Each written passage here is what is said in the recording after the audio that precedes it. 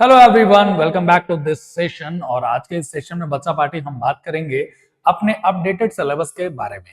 यानी हम तैयारी तो कर रहे हैं, लेकिन सबसे इंपॉर्टेंट चीज होता है हमें जानना कि हमारा सिलेबस क्या है, तभी तो हम डिमांड एंड सप्लाई पे काम कर पाएंगे। क्योंकि हमारे तैयारी का एक पार्ट ये भी है कि हमारा सिलेबस हमारे टिप पे होना चाहिए, ताकि हमें पता हो जाए क्या पढ़ना है क्या छोड़ना है। समझे? तो आइए, तो सबसे पहले चीज हम आपसे एक चीज कहेंगे, यहाँ पर सीओटी की ये हमारी पूरी टीम है। आप अपने सभी मेंटर्स को अच्छे से जानते हैं, जो कि अपने आप में धुरंधर हैं सभी के सभी। तो चलिए हम सिलेबस के बारे में देखेंगे। तो देखो बच्चा पार्टी, अभी हम बात करेंगे बायोलॉजी के सिलेबस पे, है ना। यानी बायोलॉजी, जीव विज्ञान, है ना। तो बायोलॉजी में जब हम बात करेंगे यहाँ पर, तो देखो सबसे पहले जो सिलेबस की बात करें तो हमारा जो एक पैरामीटर होता है ना, जिसे फॉलो करते हुए आगे चलना होता है, उसमें हम जिसे फॉलो करेंगे वो है हमारी एनसीईआरटी, है ना। एनसीईआरटी में अभी तक हम ओल्ड को फॉलो कर रहे थे, जो अब नहीं करेंगे। अब हम किसको फॉलो करने वाले हैं? न्यू एनसीईआरटी को फॉलो करने वाले हैं। क्या 100% न्यू? तो हाँ, करेंगे, लेकिन सीयूटी के सिलेबस के बारे में बात करेंगे तो कुछ चीजें यहाँ पे रिड्यूस भी की गई हैं। ओके बच्चा पार्टी, तो चलिए इस चीज को हम समझते हैं और बढ़ते हैं आगे।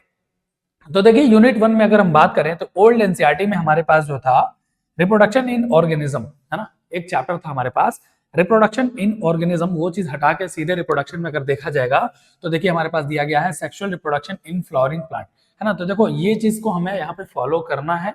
पहला यूनिट 1 में इसे देखेंगे।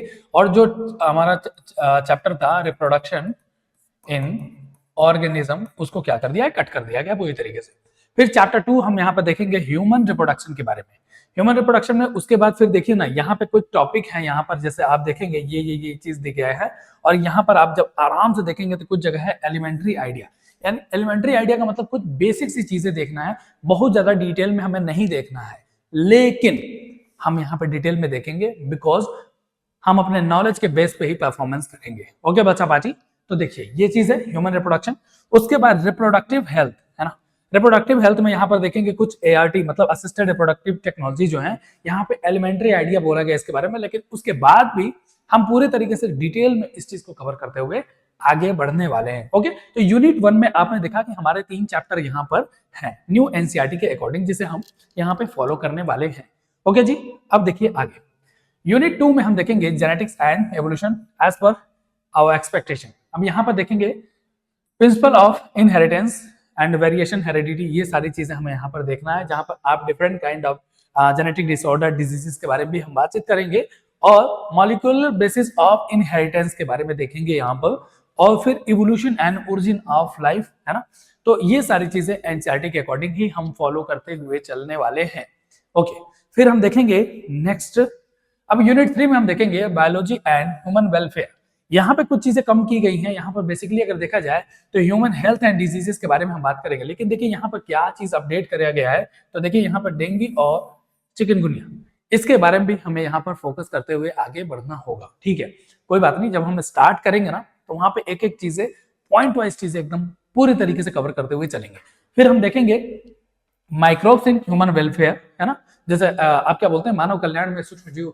यहाँ पे जब देखोगे ना तो देखो सीधी सी बात है कि माइक्रोब्स के बारे में बात किया जाएगा। यहाँ पे देखेंगे कि क्या माइक्रोब्स सिर्फ हमारे लिए हार्मफुल है, यानी सिर्फ हमारे लिए एनिमी का काम करते हैं? तो नहीं भैया, यहीं पे क्लियर हो जाएगा कि माइक्रोब्स जो है हमारे लिए एज अ फ्रेंड भी काम करते हैं, हमारे लिए बहुत ज्यादा यूजफुल भी होते हैं, चाहे वो हमारे डोमेस्टिक प्रोडक्ट हो, है ना, या हमारे कॉमर्शियल प्रोडक्ट हो। समझ में आई बात?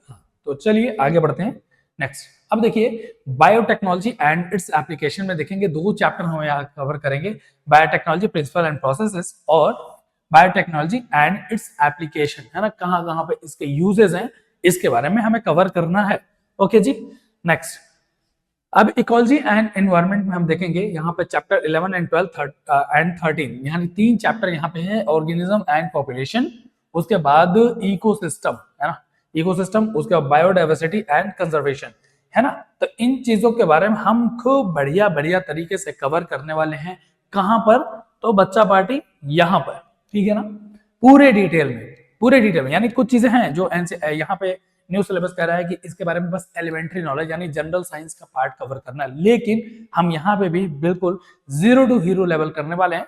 तो फिर देर किस बात की, सिलेबस अब अपडेट हो चुका है, तो सबसे पहले आप लोग अपने सिलेबस को अपने टिप पे रख लीजिए, ताकि आपकी 20% तैयारी ऐसे हो जाए, आपको पता चल जाएगा क्या पढ़ना है, क्या छोड़ना है। उसके बाद ये हमारा मिशन बैच है, सीयूटी साइंस से रिलेटेड है, जो कि 25 ऑफ मार्च को है ना, under the guidance of Khan sir, यानी खान सर के डायरेक्ट सुपरविजन में ये बैच स्टार्ट होने वाला है, जिसकी प्राइस हमने सिर्फ 999, बहुत ही अफोर्डेबल बैच है और यहाँ पे रखा हुआ है। अब यहाँ पे कंप्लीट सीयूटी सिलेबस हम कवर कराने वाले हैं, लाइव लेक्चर्स होंगे, क्लास नोट्स और डीपीपी आपको शेयर करता रह जाएगा टाइम टू टाइम, और टेस्ट प्रैक्टिस और रिवीजन हम कराएंगे, और उसके बाद यहाँ पे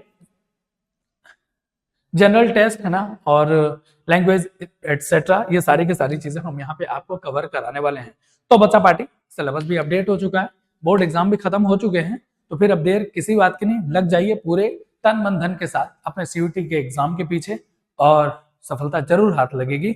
होपफुली आपको ये सिलेबस का सेशन समझ में आ गया होगा, और भी बहुत सारे इंटरेस्टिंग फैक्ट हैं और बहुत सारे आपके कंफ्यूजन हैं, उसके बारे में इंफॉर्मेशन लेने के लिए कमेंट सेक्शन खुला हुआ है, आप कमेंट कर सकते हैं। Thank you everyone.